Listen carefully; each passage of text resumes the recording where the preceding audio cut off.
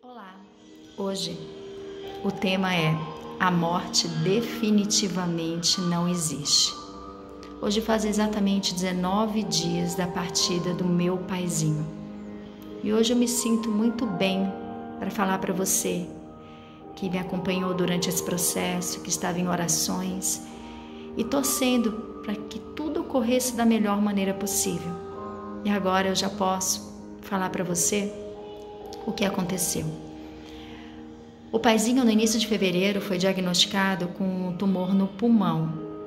Então nós não sabíamos se era o mesmo tumor que ele havia tido há 4 anos atrás, que ficou curado, se era uma recidiva do mesmo ou se era um outro tumor totalmente diferente.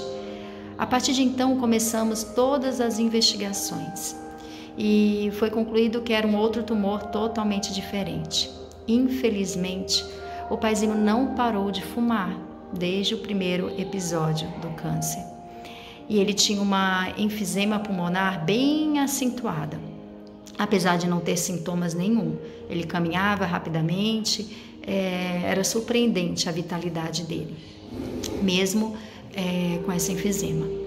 Então, a partir desse diagnóstico, com toda essa situação do Covid, fica muito difícil, né, fazer o exame histológico, os outros exames. Então, nós fomos fazendo na medida do possível, com todos os cuidados. O pai, apesar dele não expressar verbalmente, ele tinha muito medo do Covid. Claro, pessoas que têm memórias no pulmão, principalmente nos brônquios, são pessoas que têm um medo muito forte, principalmente da morte. E ele tinha, apesar de não assumir, né? E eu não insistia esse ponto, essa fragilidade dele para ele, porque eu respeitava. E uma prova disso é que nós éramos muito grudados. Nós nos falávamos 2, 3 vezes por dia. E só quem nos conhece sabe a nossa conexão. E eu todo ano ia 1, 2 vezes por dia para Fortaleza para ficar com eles, e nessa pandemia em nenhum momento ele pediu para nós irmos, porque ele tinha muito medo. Ele estava sem ver meus irmãos iam insistentemente lá na frente de casa, mas não queriam entrar e assim ficava, sem ver as netas. Então, nós fizemos tudo com muito cuidado e nós sabemos sim que essa pandemia aflorou também sentimentos muito profundos que, claro, que acabam gerando doenças e sintomas além do cigarro. Então, nesse processo de investigação, que foi lento, mas ao mesmo tempo rápido, porque quando tudo entrava no fluxo nós conseguimos fazer todos os exames e foi detectado esse tumor, mas ele começou a sentir uma dor no tórax, que foi diagnosticado um derrame pleural. E quando eu soube que ele estava com esse derrame pleural e que foi logo após a biópsia que aconteceu isso, eu peguei o avião, fui para Fortaleza para acompanhá-lo, que da minha família eu sou a única vacinada por ser da área de saúde, e eu me sentia mais segura em acompanhá-lo, e até para me comunicar com os médicos, enfim. E eu cheguei lá, o pai estava numa enfermaria com mais uma outra pessoa, que foi uma luta para conseguir uma vaga no hospital, porque o hospital estava muito cheio devido ao Covid. E após essa drenagem do pulmão, ele ficou bem, só com um suporte mínimo de oxigênio. Só que à tarde, eu cheguei lá às 7 horas da manhã, quando foi à tarde ele começou a reclamar de novo de dor no tórax. Eu liguei para o médico dele e ele falou: Silvia, o caso dele é grave, porque o pulmão dele não está expandindo. Quando nós retiramos o líquido, o pulmão tem que expandir, senão ele cria água de novo. E eu vou tentar mais uma vez, mas eu te digo que a situação dele é muito grave. E lógico, o pulmão dele muito comprometido da enfisema, e o lado esquerdo e o lado direito, né? Então dificultava tudo. E ele sempre muito resiliente, muito mesmo com a situação que ele estava vivendo, ele sempre muito preocupado com a gente, comigo. Filho, eu estou bem, está tudo bem.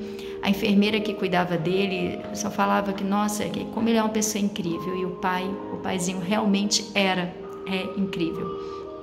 E ele foi fazer a segunda drenagem, acabou que na primeira vez tiraram 900 ml de líquido e a segunda 1,5 litro. Quando ele voltou dessa segunda drenagem, nós fomos para o quarto, ficamos só nós dois, e o quadro dele respiratório começou a piorar muito. E quando nós ficamos na enfermagem, né, com outro paciente, que esse paciente tinha uma acompanhante, eu fiquei muito intrigada, porque a acompanhante não usava máscara. E o paciente também, ele sempre ficava com a máscara baixa, e aquilo me incomodava, porque o pai era um paciente muito grave, né, com problemas respiratórios e o risco muito grande de infecção dentro do hospital. E eu pedi para irem avisar para que eles colocassem a máscara, mas não adiantava, porque na hora que a enfermeira saía, eles baixavam. Mas tudo isso vocês vão entender lá na frente porque eu falei isso. Aí nós fomos para o quarto. Quando nós chegamos no quarto, o pai, à tarde, teve outro quadro de insuficiência respiratória. E eu fiquei muito aflita de ver o meu paizinho com dificuldade de respirar. E chamei a equipe médica, aí chegou um médico lá, muito sem tato. Eu entendo, né? Eu entendo a situação que eles estão vivendo de guerra, mas assim, ele foi muito... Eu achei que faltou um pouco de humanidade nesse momento. Ele chegou pro pai e falou assim: o senhor vai para UTI? Eu falei: paizinho, o senhor vai para UTI? Ele: tá bom, minha filha, não se preocupe que eu volto. Ele falou: mas tem um detalhe, o senhor vai para UTI da Covid. Quando ele falou isso, o paizinho arregalou os olhos e eu falei: não, doutor, ele não vai para UTI da Covid, meu pai não tem Covid, tá aqui o exame dele, ele fez exames antes de vir para cá, ele não tem Covid. Mas o rapaz que estava na enfermaria foi detectado que ele estava com Covid. Eu respirei fundo, o sangue subiu a cabeça, eu disse assim: olha só, doutor, você vai fazer um exame de Covid no meu pai, você não vai levar ele para a UTI da Covid, isso ele passando mal. Mas eu fiz tudo isso porque eu vi a aflição do pai, de desespero, tipo assim: ó, eu tô nessa situação, vou me jogar na boca do leão, dos leões, porque era essa percepção, eu vi isso no olhar dele. E eu fazia, aí o médico dizia: mas eu não posso arriscar os outros pacientes da outra UTI. Eu falei: o senhor tem toda a razão. E nem eu, nem meu pai, nem ninguém de nossa família gostaria que acontecesse isso. Agora a gente só quer ter a segurança de que meu pai está indo para o local correto.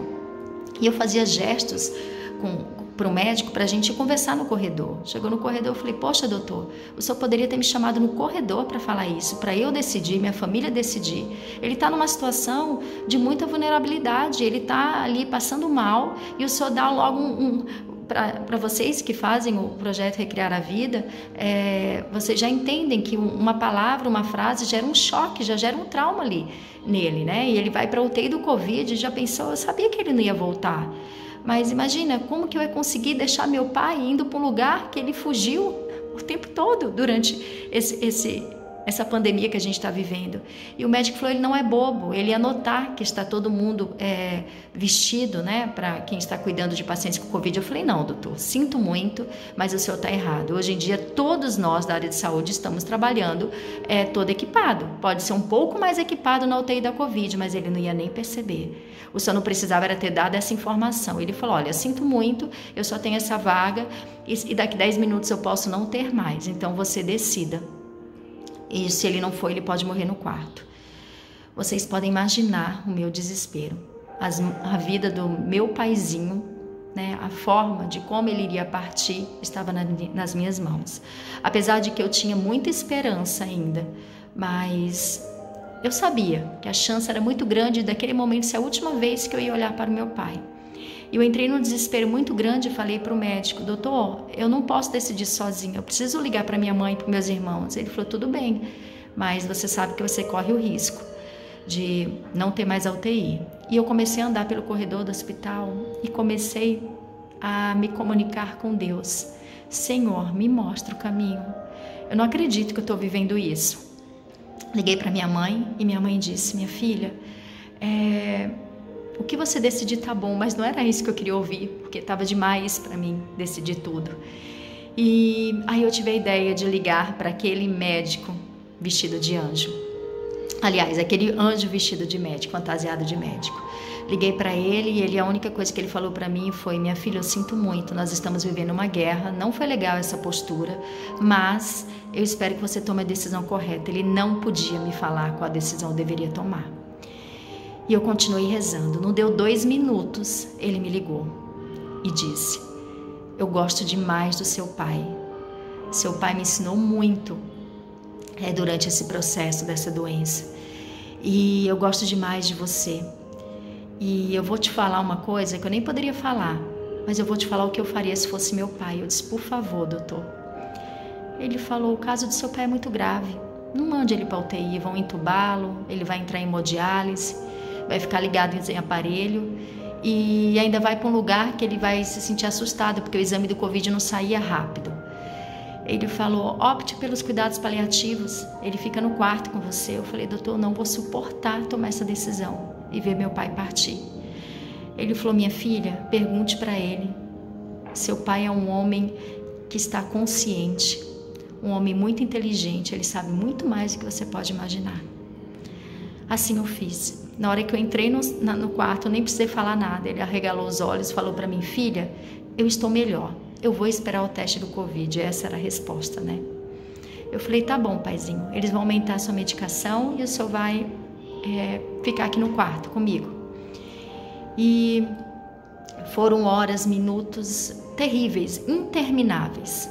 Meu paizinho ali do lado nunca se fez de vítima, pelo contrário, era sempre dizendo, filha, papai tá bem, papai tá bem. E eu ia trocar de plantão com a enfermeira às 7 horas da noite para eu ir dormir. Eu não havia dormido nada. E pela primeira vez, que ele nunca faria isso, ele sempre tinha fazer de tudo para nos poupar. E ele adorava a enfermeira. E eu falei, pai, são 6h30, 7 horas a Bia vai chegar. Ele falou, não, filha, fica comigo, porque tem coisas que só você pode resolver. Nossa, aquilo para mim foi... Ali eu tive a certeza de que estava no fim. E eu fiquei a madrugada do lado dele. Foi muito difícil, porque ele respirava com muita dificuldade. E ele tinha sede, tinha fome, não podia beber, não podia comer, porque ele se engasgava.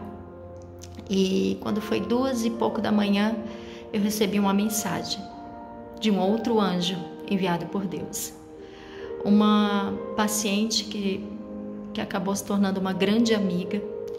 E ela é uma pessoa extremamente, assim, altamente espiritualizada. Ela tem uma mediunidade uma sensibilidade muito alta.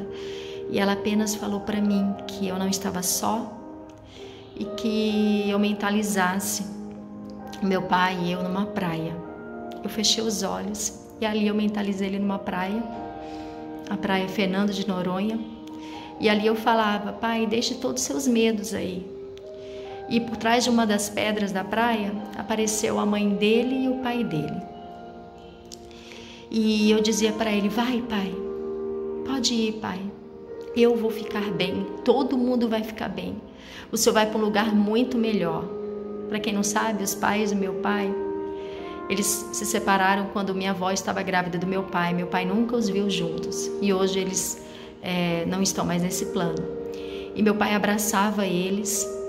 E meu pai se aproximava de mim e dizia, minha filha, eu queria agradecer você e seus irmãos por terem me amado, mesmo com as minhas falhas, coisa que eu não consegui fazer pelo meu pai. Eu queria te dizer também, minha filha, que seus irmãos, que não foram do meu casamento com a sua mãe, representaram a minha criança, que muitas vezes se sentiu abandonada, mas eu não os abandonei. E eu queria te dizer, minha filha, que eu amo muito a sua mãe, que ela é luz, e diga a ela que ela se ame. E assim eu visualizei um portal e eles entrando nesse portal. E essa minha amiga falou para mim, diga no ouvido dele que ele pode ir. Eu falei, eu não tenho coragem, ele está consciente. E ela falou, fale mentalmente. E eu falei. Foi muito duro, mas ao mesmo tempo eu enxerguei um outro lado, que a morte não existe. E mesmo assim, quando terminou esse exercício, eu fiquei ainda contando os segundos para dar 7 horas da manhã para eu ir para casa. Porque eu queria dormir, na verdade eu queria fugir dali. Eu não queria ver o meu pai partir. E quando deu 7 horas da manhã, eu falei, paizinho, eu vou para casa agora dormir. Já tinham sido 24 horas nessa agonia. E ele falou, vai, filha. Eu falei, mais tarde eu volto. E ele ficou com a Bia, com a enfermeira, que eu tenho uma eterna gratidão, que o pai gostava dela demais. E eu fui para casa. Quando eu entrei no carro, eu gritava, eu chorava, era uma dor que vinha da alma. E eu muito desesperada e com medo também de ir para casa, porque eu não sabia se meu pai tinha pego Covid ou não. Eu sou vacinada, mas eu não sei até que ponto, né, a gente pode transmitir. Eu cheguei em casa e falei: mãe, olha, tomei banho do lado de fora, no banheiro do lado de fora, troquei de roupa, fui direto pro quarto, pedi um calmante e me deitei. Aí quando eu acordei, quando foi 7 horas da noite, a enfermeira pediu para eu levar a fralda para ele. Eu falei: pronto, agora é o fim realmente. O pai, ele era muito cheio de pudor, ele tinha muita vergonha de tudo, imagina usar a fralda. E eu falei: é porque ele não está conseguindo se movimentar na cama para urinar. E eu fui para o hospital, falei para minha mãe: mãe, eu acho que de hoje não passa. E eu cheguei lá no hospital e não deixaram eu subir, eu já sabia que não iam deixar. Mas eu falei que eu queria levar as fraldas porque a enfermeira não podia descer, porque meu pai estava em cuidados paliativos e era muito grave. E eles deixaram eu subir. Quando eu cheguei, ele estava descompensado, ele estava com a saturação de 70%, com a respiração muito ofegante, me deu um desespero. Chamei os médicos, o médico disse para mim: não se preocupe, ele não está sofrendo. Nós vamos aumentar aqui a medicação para que ele tenha um conforto maior respiratório, mas ele não estava mais consciente.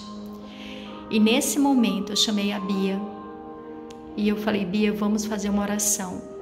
Eu falei: mentaliza Jesus sobre ele, mentaliza uma luz dourada. Eu comecei a falar o quanto ele era um homem maravilhoso, o quanto ele estava em nós, o quanto ele vivia no coração de cada um de nós e que ele podia partir, que todos nós ficaríamos bem e ele também ficaria, porque a maior preocupação do pai sempre foi nos ver bem.